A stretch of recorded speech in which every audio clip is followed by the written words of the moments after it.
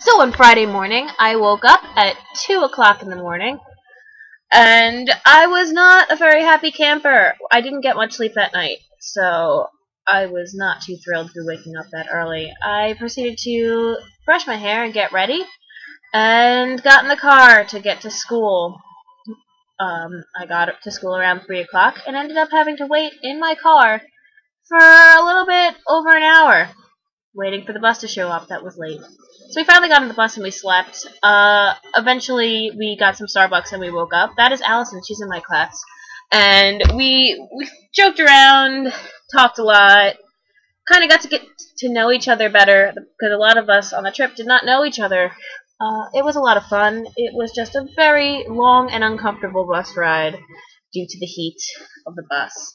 We finally got to Gallaudet, and I was amazed at how pretty it was. This was not what I thought it looked like, but everything was so beautiful, and I just loved it. It was gorgeous and just an amazing place to be. I wish that I had the opportunity to go to school here.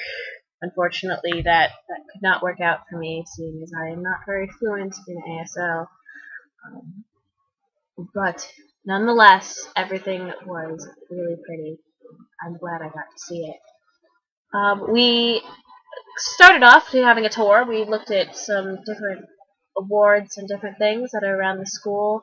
These are some of the ones that we saw when we first showed up, and it was really cool to see all the history of Gallaudet and get to kind of just see all the cool things that were made, like the hands that you see down there. They are different letters of the alphabet. I just thought they were very, very cool. Probably one of my favorite things that we saw there were these hands, which is why I got so much footage of them. We also found, different kind of signs that talks about how people are all the same. It was really nice. We got some books over here, and some sports memorabilia. And then we had lunch, and I unfortunately did not take any footage of lunch, but after lunch we got to see this wonderful painting that was made, and just talk about it. And then we got to see this painting, and talk about it, both of which are really, really interesting if you want to look up their history. And then we saw the cherry blossoms. Yeah, I love those. Afterwards, we did a scavenger hunt, and we had to go around campus trying to find different things, history-related or stuff about the campus, teachers who worked there at the time, which was really cool and really hard.